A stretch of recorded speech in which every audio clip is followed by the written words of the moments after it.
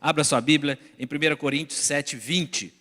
O apóstolo Paulo, quando eu falei aquele texto lá atrás, que nós tomamos por base para trazer esse tema, multiplicando bênçãos, ele estava no início da segunda viagem missionária, começando um trabalho na cidade ali de Corinto, e aqui no capítulo 7 de 1 Coríntios, versículo 20, o apóstolo Paulo agora já está com uma igreja consolidada, alguns anos se passaram, e ele agora manda uma carta para lá, e ele vai dizer esse único textinho para os irmãos: cada um permaneça na vocação em que foi chamado. Você pode repetir comigo? Cada um permaneça na vocação em que foi chamado.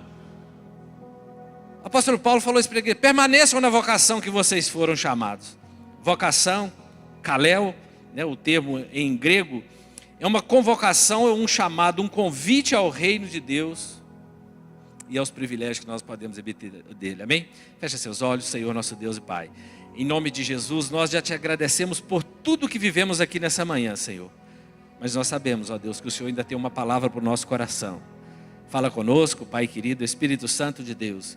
Direcione, ó Deus amado, estas palavras, e que o Senhor possa mesmo estar falando em cada coração, ó Deus. Porque nós sabemos, ó Deus amado, que não há variação de mudanças no Senhor, ó Pai. Por isso, em nome de Jesus, nós estamos aqui, Senhor. Fala conosco, meu Pai. Nós oramos, te bendizemos em nome de Jesus. Amém. Tem um missionário no Brasil, Ronaldo Lidório, você precisa acompanhar, ele é presbiteriano, é um dos caras mais fantásticos que eu acompanho assim na internet, o trabalho dele, missionário, prega no mundo inteiro, viaja no mundo inteiro, numa simplicidade só. O principal trabalho dele é trabalhar em aldeias indígenas, e ele escreveu acerca desse texto, ele diz assim: a vocação de Deus é pessoal, intransferível, incontestável. Pessoal, pois ele chama pessoas e não coisas. Deus não está chamando a CBPAS, querido. Deus está chamando você, amém? Deus está chamando pessoas, gente e não instituições. E ao chamar, Deus lança no coração de seus filhos uma profunda convicção de propósito. Quem diz isso é um homem que prega em aldeias indígenas, querido, povos e etnias espalhados pelo mundo. A vocação não é um projeto, mas um estilo de vida. Ser vocacionado é ter o evangelho como estilo de vida. Não se baseia em uma lista de tarefas, mas em um relacionamento único, pessoal e intransferível com o Pai. Incontestável, pois a voz de Deus é clara. Ao chamar, Ele produz em nossos corações profunda convicção, e quando fora do seu propósito, incômodo. Quem já se sentiu incomodado? Por muitas vezes está fora do propósito do Senhor. Talvez você está se sentindo incomodado hoje. Sua palavra é comparada a muitas águas, Apocalipse 1:5. E é também ao trovão, como Isaías 33:3. Ele sempre se faz ouvir. Deus sempre se faz ouvir. Quando Deus chama, somos tomados pelo desejo de segui-lo, e tudo mais só ganha sentido nessa caminhada. Queridos, desde quando eu me converti, que eu fui para uma célula, que eu me reuni lá, e vi como fui amado, como fui cuidado, como fui compreendido, como fui respeitado, como não fui julgado, aquilo me impactou, Rafa. E quando eu cheguei em Santarém, que eu vi aquele mundo de gente, nós chegamos lá atrasados, lá é muito quente, nós ficamos do lado de fora do prédio, porque tinham lá em torno de 15 mil líderes e pastores do Brasil e do mundo, e nós tivemos que ficar do lado de fora, um calor terrível. Os irmãos da igreja de lá nos viram assim suando, abatidos. Os irmãos da igreja de Santarém, que tinham reservado a sua cadeira lá dentro no ar-condicionado, vieram, nós éramos 14 pessoas, vieram 14 irmãos, trocaram com a gente o crachá, falou: vocês vão ficar lá dentro e a gente aqui fora. O que é isso, irmão? O calor que está aqui. Não, nós queremos honrar vocês vieram de longe. Sabe como é que é se sentir amado num lugar onde o poder de Deus tomou conta da cidade? O cara foi me levar no aeroporto, na hora que eu fui pagar, não paga só metade. Eu também sou da comunidade, eu sou da Igreja da Paz de Santarém. Eu falei: mas você tem célula? Eu lidero 30 células. Eu tenho 30 células debaixo da minha cobertura. Você viu o poder de Deus, o amor de Deus agindo naquele lugar? E eu creio, em nome de Jesus, que nós vamos experimentar isso ainda muito mais do que temos experimentado aqui. Nós somos o grato a Deus por cada líder de célula. Em 2 Pedro 1:10 diz assim: procurem com empenho cada vez mais confirmar a vocação de vocês. Vivam de maneira digna da vocação que foram chamados, Efésios 4. Efésios 4:1. E Efésios 4:4 diz assim: há somente um corpo, um só Espírito, como também uma só esperança para a qual vocês foram chamados. Nós somos chamados, querido, para um único projeto, que é servir a Deus. Por volta de 1940, uma missionária, Sophia Miller, missionária das missões Novas Tribos, ainda muito jovenzinha, ela foi para a Colômbia e ali ela começou um trabalho de evangelização naquelas aldeias. Daí a pouco ela veio para o Brasil, né, para estar aqui na floresta amazônica, mas já no Brasil, e ela trabalhou com duas tribos, que é a Baniva e a Curipaco. Essa mulher ficou ali por décadas, querido, traduzindo a Bíblia para aqueles indígenas, para o dialeto deles ali, para aquela etnia. E ela passou ali décadas cuidando daquelas pessoas, pregando o Evangelho. 1997, já no final da sua vida, 1997, bem recente, ela é entrevistada por uma equipe de cristãos, e eles perguntam para ela, perguntam como foi o seu chamado. Eles perguntam para ela: como é que aconteceu o seu chamado? Como é que você despertou para o seu chamado missionário? A resposta dela: eu jamais tive um chamado. Eu apenas ouvi uma ordem e obedeci. Tem muita gente que está esperando um chamado, querido. Você já é vocacionado. Jesus diz assim: ide por todo mundo, imperativo, pregar o Evangelho a toda criatura, batizando em nome do Pai, do Filho e do Espírito Santo. E eis que estarei convosco todos os dias, até a consumação dos séculos. Ele está assim: vai, que eu vou estar com você. A obra é minha, você vai. E ele vai dando a direção. E essa mulher então aqui, ela quebra um paradigma, ela traz mesmo uma reflexão. Quem está dizendo isso aqui também é o Ronaldo Lidória, um dos maiores missionários do Brasil. Porque muitas vezes, querido, nós esperamos ter títulos. Nós achamos que os pastores que têm títulos, os missionários, alguém que está se preparando há anos, é que são vocacionados. E quando nós olhamos para as Escrituras Sagradas, nós vamos ver que os discípulos direto de Jesus, nenhum deles tinha nenhum título na parede. Pelo contrário, Pedro tinha lá uma rede de pesca na parede dele. Eram as credenciais dele. O que Jesus estava procurando não é títulos. Jesus estava procurando pessoas disponíveis, querido. Deus continua procurando homens e mulheres disponíveis. Deus continua procurando casas disponíveis. Na verdade, a igreja de Cristo, ela é toda chamada para cumprir o seu único propósito, e que é alcançar os confins da terra. Eu queria te convidar a nós darmos uma olhada rapidamente no livro de Atos, aquela comunidade cristã, logo no início ali, que cresceu poderosamente, a igreja primitiva. Pedro, nós sabemos que logo depois de Pentecostes, todos cheios do Espírito Santo, Pedro prega, 3.000 pessoas se convertem. 3.000. Vou fazer o merchandise aqui. População de Pedra do Anta, 3.000 pessoas, né? A cidade daquela inteira, já pensou alguém chegar lá e converter todo mundo? É isso, converteu no primeiro dia, uma cidade inteira. Havia um amor e uma união entre o povo de Deus que jamais pôde se ver. O que o povo de Deus começou a experimentar naqueles dias, querido, aqueles judeus nunca tinham visto. Apesar de ter tido todos os conhecimentos das Escrituras, doutores da lei, eles nunca tinham visto o amor daquele jeito. Para eles, aqueles que eram pobres mereciam ser pobres porque de alguma maneira alguém pecou. Para eles, se tinha alguém com alguma enfermidade, é porque o seu pai, de alguma forma, você mereceu isso. Mas a igreja, quando se converteu agora a Cristo Jesus, quando o amor de Jesus começou a chegar, agora para eles não tinha mais nenhuma dificuldade em lidar com ninguém. E a Bíblia vai nos dizer que eles começaram a ter tudo em comum. Eles começaram a cuidar uns dos outros. Atos 2:42 diz assim: e perseveravam na doutrina dos apóstolos. Eles estavam convictos naquilo que Jesus havia ensinado aos seus apóstolos, e na comunhão, e no partir do pão, e nas orações. Eles comiam junto, eles viviam junto, partiam o pão, oravam juntos, cada alma havia temor. Muitos prodígios e sinais eram feitos por meio dos apóstolos. Todos os que criam, a Bíblia diz, todos os que criam estavam juntos e tinham tudo em comum, vendiam suas propriedades e bens. O pessoal começou a ver aquilo e falou assim: o que é isso que está acontecendo aqui? Eu quero participar disso. E as pessoas começaram a vender as suas propriedades, vender alguns bens, distribuindo o produto entre todos, à medida que alguém tinha necessidade. Diariamente perseveravam unânimes. Você pode repetir comigo? Diariamente? Diariamente quer dizer todos os dias no templo. Partia o pão de casa em casa. Era no templo e nas casas, no templo e nas células, todos os dias. E tomavam as suas refeições com alegria e singeleza de coração, louvando a Deus e contando com a simpatia de todo o povo. Enquanto eles faziam isso, que eles cuidavam uns dos outros, que eles se amavam, Marcos, que eles supriam as necessidades dos outros, o Senhor lhes acrescentava dia a dia os que iam sendo salvos. Deus já tem os nomes das pessoas que Ele vai enviar.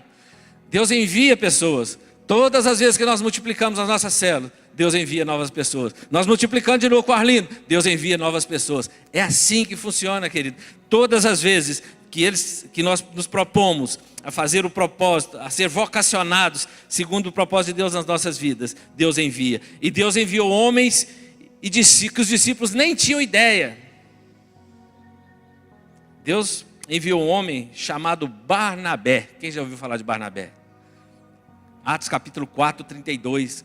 A igreja começou a crescer, e esses homens começaram a ouvir mais gente. A Bíblia diz, da multidão dos que creram, era um o coração e a alma.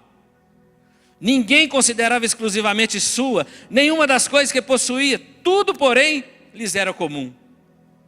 Você tem coragem de dizer, tudo que eu tenho é nosso? A igreja começou a ensinar para eles, não é mais meu, é nosso. Não sou eu, somos nós. O dom não é para mim, o dom é para nós. Deus distribui dons e talentos, não é para você, é para nós. Eles começaram a viver isso. Com grande poder os apóstolos davam testemunho da ressurreição do Senhor Jesus. E em todos eles havia abundante graça. Em todos, querido. Abundante, muita. Imensidão de graça era derramada sobre eles. Não havia nenhum necessitado entre eles, porque os que possuíam terras ou casas, vendendo-as, traziam os valores correspondentes, depositavam aos pés dos apóstolos. Então se distribuía a cada um conforme a sua necessidade. Aí a Bíblia diz assim, então José, a quem os apóstolos chamavam de Barnabé, que quer dizer filho da consolação, um levita natural de Chipre, vendeu um campo que possuía, trouxe o dinheiro e o depositou aos pés dos apóstolos. Um homem chamado José. Mas os discípulos não chamavam ele de José. Quando eles iam se referir a ele, alguém devia dizer, mas de quem você está falando? Que José? Tinha muito José naquela época. Não, senhor, não é José não. Barnabé, rapaz. Aquele filho da consolação. Aquele que parece com o Espírito Santo. Aquele que age como o Espírito Santo. Ah, agora eu sei quem que é. É aquele amoroso. É aquele que cuida das pessoas. É aquele que veio para somar conosco. Os discípulos não chamavam ele mais de José. O nome dele é Barnabé. Bar, filho. Nabé, vai dizer aí, consolador, que é paracleses, que é a origem do paracletos, que vem do Espírito Santo. Então eles dão esse apelido, aquele que encoraja, aquele que consola, aquele que exorta, aquele que ensina, aquele que traz alegria. De quem você está falando? Aquele, para que todo lugar que ele chega, todo mundo quer estar perto dele. Que o que fala as pessoas ouvem. Porque o que ele fala é recheado do poder do Espírito Santo. As palavras dele não são palavras comuns. Ele é diferente. Aí todo mundo já sabe quem é. Ah, já sei. Esse é o Barnabé. Muitas pessoas acham que o Espírito Santo é uma força, né? O Espírito Santo, a Bíblia diz que nós devemos nos encher do Espírito Santo. Enchei-vos do Espírito Santo. A Bíblia diz que nós não devemos entristecer o Espírito Santo. Se alguém se entristece é porque ele é uma pessoa, sim ou não? Você só pode entristecer uma pessoa, querido. O Espírito Santo, ele é uma pessoa. Ele não é só uma força. Jesus diz assim, eis que estarei convosco todos os dias até a consumação dos séculos. Ele está dizendo assim, E ele falou que o Consolador viria, que é o Espírito Santo. Deus Pai, Deus Filho, Deus Espírito Santo. O Espírito Santo está conosco. Uma pessoa, querido, que caminha conosco. Ele diz assim: enchei-vos do Espírito. O Espírito Santo é uma água que se enche, daqui a pouco esvazia. E a palavra enchei-vos, né, aqui é o verbo no presente contínuo. Que você busque ser cheio continuamente. E o que é ser cheio do Espírito Santo? É ser guiado por Ele, direcionado por Ele, de forma gentil e amorosa como Ele é. É ter intimidade com Ele, querido. Contei aqui pela manhã, ontem à noite, que minha netinha ficou no hospital internada semana passada, entubada, durante 12 dias. Para nós foram os piores dias da nossa vida, como pais, avós que somos. Vi os nossos filhos e eu fui lá visitá-la e vi. E fiquei muito abalado, muito triste de ver a situação que ela estava. Uma menininha de 3 meses lutando para sobreviver, querido. Que vontade de viver! E as pessoas ainda ficam falando em aborto por aí, não é isso? Legalizar aborto. Você precisa ver aquela menininha lutando para viver, eles tentando tirar a sedação dela para ver se ela reagia, aquele tubo incomodando, e eles tinham que segurar o bracinho dela, tinha que sugar, né, a secreção que ficava lá no pulmãozinho dela, e quando puxava, ela ficava vermelhinha assim, e eu saí de lá e falei: meu Deus, tira ela daqui. Um irmão orou para mim e falou assim: pai, nós temos urgência no socorro do Senhor. E nós tínhamos aqui a semana que o Lauro preparou e com os irmãos no dia 12, que nós nos reunimos aqui para passar o dia inteiro louvando ao Senhor, orando. E eu vim para cá, querido, e cheguei aqui e nós começamos a louvar a Deus. Eu só conseguia chorar e lembrar dela. Eu falei: Senhor, cura ela, cura ela, cura ela. E só conseguia chorar, não conseguia falar nada. No dia que eu fui visitar ela também, sentei lá perto dela assim, queria orar por ela. Quem disse que tinha força aqui? Orar como? Eu não estava conseguindo nem falar, né? E eu queria orar para ela, eu queria orar para os irmãos que estavam lá, para os médicos, para os enfermeiros. Cadê força? Mas uma coisa eu tinha convicção: não estou sozinho. O Espírito Santo é uma pessoa, Ele está aqui comigo, Ele sabe. E eu sei que Ele intercede por mim, diante de Deus. E eu fiquei lá, aí eu vim aqui, aí a Fatinha aqui no momento de oração, ela falou assim: e quem tem aí algum parente, alguém na família que está enfermo, vem aqui na frente, porque em nome de Jesus o Senhor vai curar. Venham todos aí. Ela chamou todos os nossos intercessores, fizeram aqui uma fila assim, e a igreja veio, nós viemos e eu vim. Eu falei: eu vim, que agora eu vou pedir a cura da minha netinha, mais uma vez. Já tinha pedido muito. E a Fatinha orou por mim, ela botou a mão em mim assim e falou assim: Senhor, traga paz no coração dele.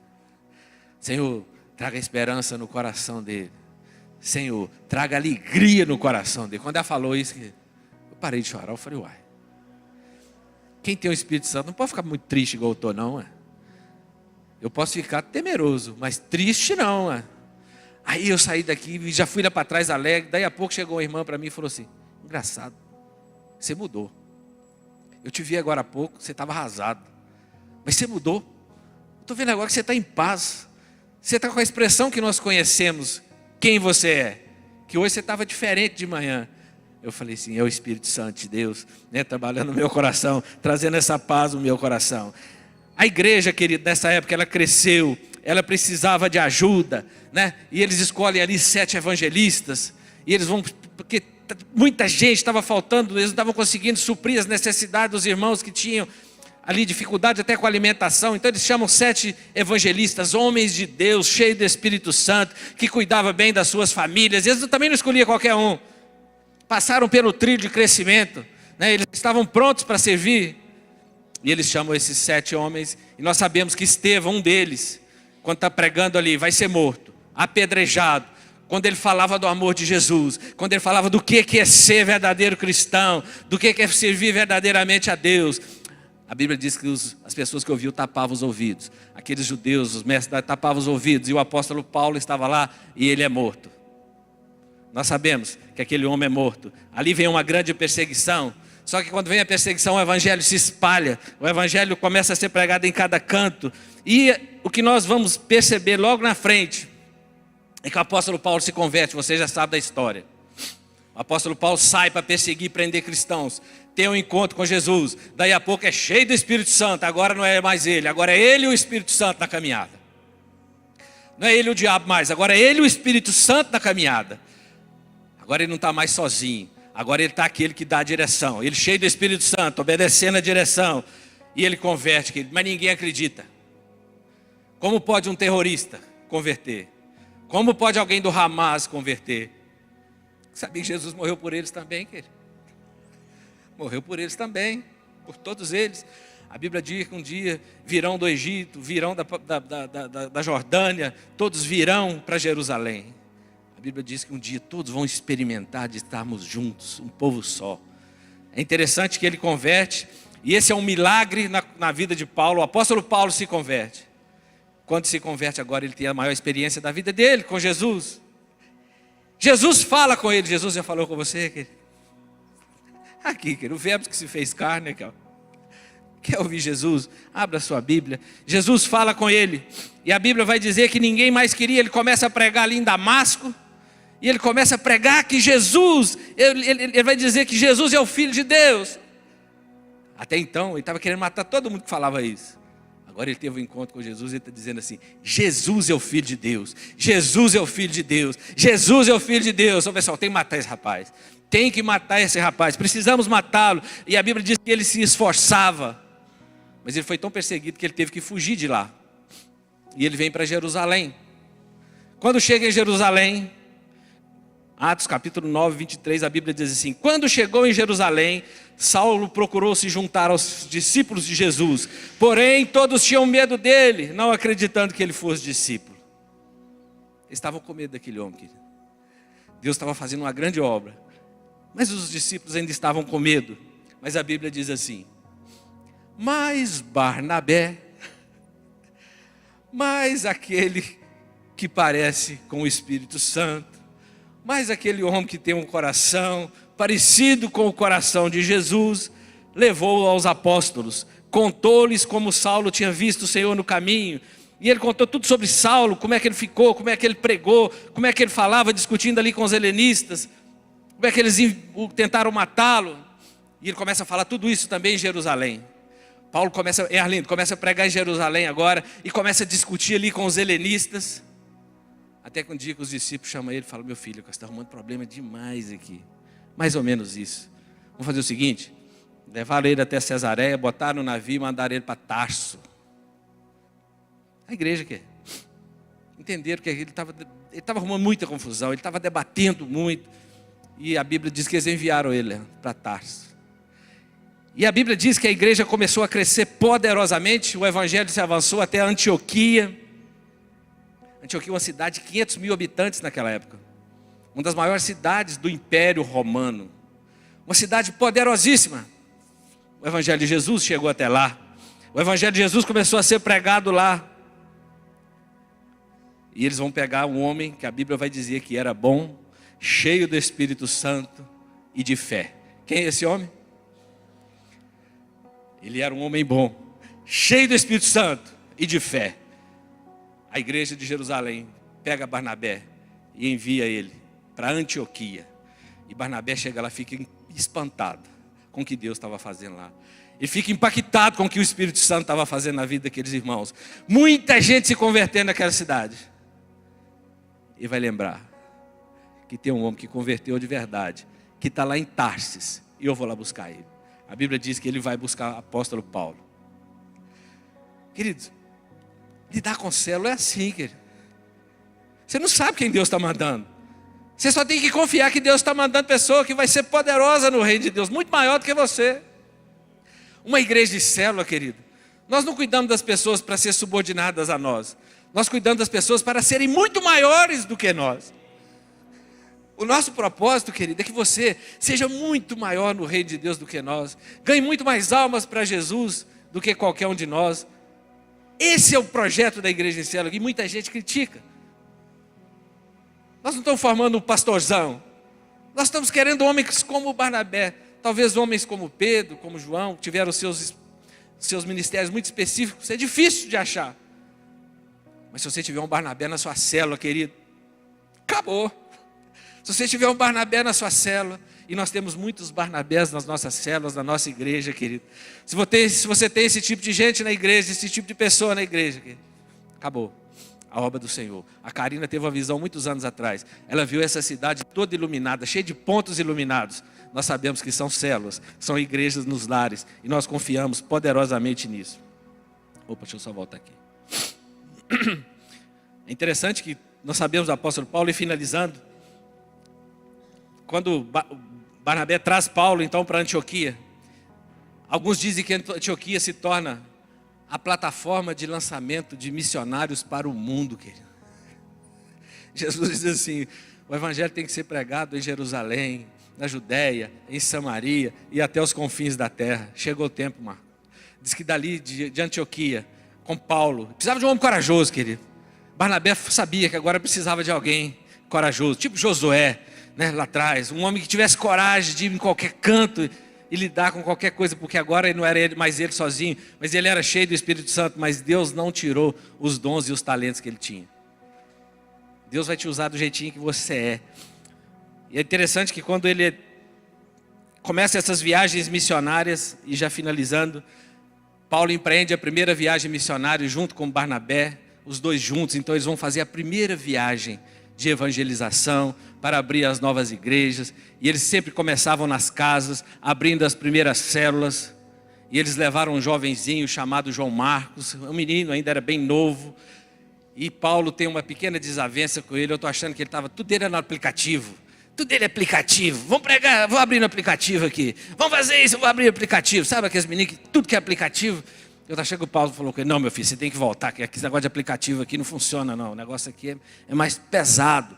Não sei o que foi. Eu só sei que esse menino volta. Porque esse menino parece que ainda estava, ele era sobrinho, provavelmente, de Barnabé. E ele volta, abandona a missão. E na segunda viagem missionária, Barnabé vai dizer para ele assim: agora nós vamos levar ele. Paulo falou: não quero esse menino comigo não. Paulo era curto e grosso, né? Esse aí não vai não. Esse aí abandonou a gente, não vai não. Levou Silas com ele. Esse menino aí não aguenta nada. Para andar comigo tem que aguentar, é chibatada, é cadeia, é pedrada.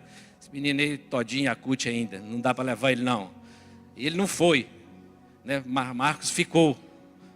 E Barnabé também não foi. Sabe aquele que consegue enxergar muito além?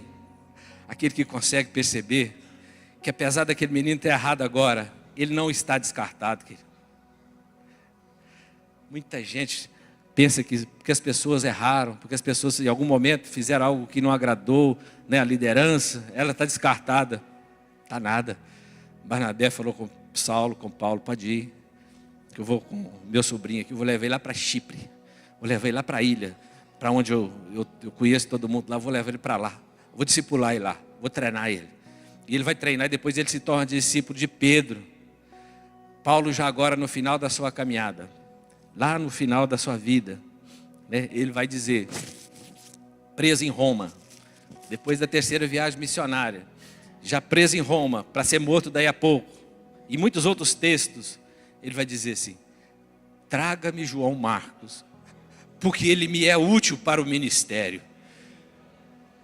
Em Filemão, acho que ele diz assim também, ele escreve: estão aqui na cadeia comigo, como se estivesse cuidando dele. Ele vai citar um nome, não sei se é Silvano, e também João Marcos. Era outra pessoa que Barnabé cuidou, Barnabé ensinou, Barnabé teve paciência, porque Barnabé sabia que antes de fazer qualquer missão, ele precisava primeiro ser cheio do Espírito Santo.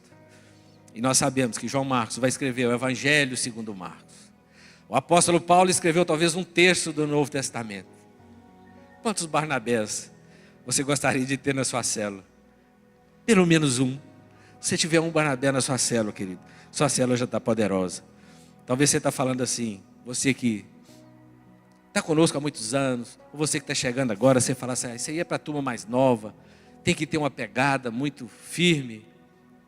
Eu fiquei lembrando de um texto, quando eu pensei isso lá em casa, porque muitas pessoas, à medida que a gente vai envelhecendo, a gente vai ficando mais cansado, sem paciência, sim ou não? A gente vai ficando sem paciência, cansado. Só que nós esquecemos que, como eu gostaria de ter pessoas mais experientes na nossa célula, nós temos, mas de ter mais, que todas tivessem os irmãos mais experientes. Eu sei que muitos não podem se deslocar até a célula, talvez tenham dificuldade para ir. Se você falar que quer ir, irmão ou irmã, nós vamos lá na sua casa te buscar na hora. Porque nós sabemos que você pode contribuir muito para a nossa célula, para a nossa caminhada. A Bíblia nos diz em Josué, finalizando capítulo 10, versículo 14. A Bíblia vai dizer de Caleb. Caleb, depois que eles entraram na terra prometida, depois que eles tomaram posse de tudo, ele vai dizer assim para Josué: agora eu já tenho 84 anos, mas quando nós estávamos ainda lá no deserto, Moisés prometeu, Deus através de Moisés me prometeu que me daria uma terra aqui. E eu quero a minha terra. E a terra que ele pediu, querido, era a terra que tinha os gigantes. É a terra onde estavam os mais poderosos. Ele falou: é aquela terra que eu quero, com 84 anos. Porque eu ainda tenho vigor, desde aquela época ainda de um jovem. E a Bíblia diz que ele subiu e tomou posse daquela terra aos 84 anos. Quer dizer que não acabou não. Deus tem muito para fazer através da sua vida ainda, amém? Deus tem muito para fazer através da sua vida. O vigor que você tem, querido, com a experiência que você tem, vai ser muito útil na caminhada, nas nossas células, em nome de Jesus. Se você é discípulo de Cristo, já está convocado a servi-lo com tudo que você é e com tudo que você tem, com todas as suas forças, competência, oportunidades, emprego, inteligência, relacionamentos, finanças e família. Nós que entregamos a vida para Jesus de verdade, querido, tudo é dele.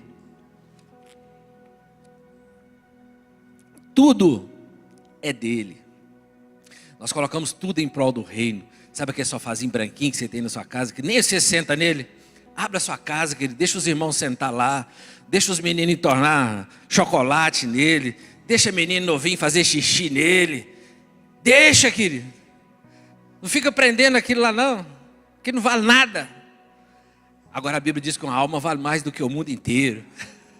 Já pensou? Vai sentar naquele sofá, você vai abrir, senta lá um que será como um Billy Graham. Já pensou? Você abriu sua casa, um dia você vai entender isso que a Bíblia diz assim, Hebreus 6:10. Porque Deus não se esquece do que já fizeram em prol do seu reino e o que ainda fazem. Deus não se esquece e diz que Ele vai recompensar. E eu quero dizer para todos vocês que estão aqui agora, todos, sem exceção, todos vocês são resposta de oração desta igreja. 100%. Nós temos orado, outros antes de nós têm orado. Senhor, nós sabemos que a seara é grande, querido. Nós sabemos que tem muita gente morrendo nessa cidade, sem Jesus. A seara é grande, mas os ceifeiros são poucos. E a gente está sempre orando: envie ceifeiros, mande leads, envie pastores para cá, Senhor. Manda pessoas prontas. Nós estamos precisando de acelerar. Mande famílias. Nos dê as casas. Pai querido, nos dê as casas onde nós vamos montar nossas células. Desperta, Pai querido, as pessoas para abrir as suas casas. A gente ora aqui assim, querido. E começa a virar a mão assim, uma hora nós vamos apontar lá na sua casa, uma hora nós bater retinho na sua casa, assim você vai ver, né? A gente vai virando a mão e vai orando, uma hora vai, opa, na sua casa, é lá. Mateus 9, 36, 38, a Bíblia diz que Jesus, quando viu a multidão, se compadeceu deles, porque estavam aflitos, exaustos, como ovelha que não tem pastor. Você já viu como é que o povo hoje está tudo distraído por aí? O povo está tudo disperso, tudo é politicagem, tudo é questão financeira, tudo é para resolver na carne. A nossa luta não é contra carne e sangue, principados e potestades. Então Jesus diz assim para os discípulos: a seara é grande, mas os trabalhadores são poucos. E também João 4, 35, nunca esqueci desses textos. Jesus diz assim: levante os seus olhos, levante os seus olhos. Vocês não dizem que faltam 4 meses até a colheita? Eu porém lhes digo: levantem os olhos e vejam os campos, pois estão maduros para a colheita. Os campos estão maduros. Cadê os ceifeiros? A eles aqui, a nós aqui. Os campos estão maduros. Vocês são resposta de oração. Interessante que tem o Vince Raviner, sei lá como é que pronuncia o nome dele. Esse homem foi um grande pastor americano, amigo de Billy Graham. Ele escreveu uma frase que eu finalizo com ela. Ele diz assim: não vamos transformar o mundo pela crítica, nem pela conformidade, mas sim pela combustão dentro de vidas inflamadas pelo Espírito Santo. Então assim, ninguém vai mudar o mundo com a sua força, mas se você for inflamado com a combustão do Espírito Santo, com a pressa do Espírito Santo, nós assim faremos a diferença, amém?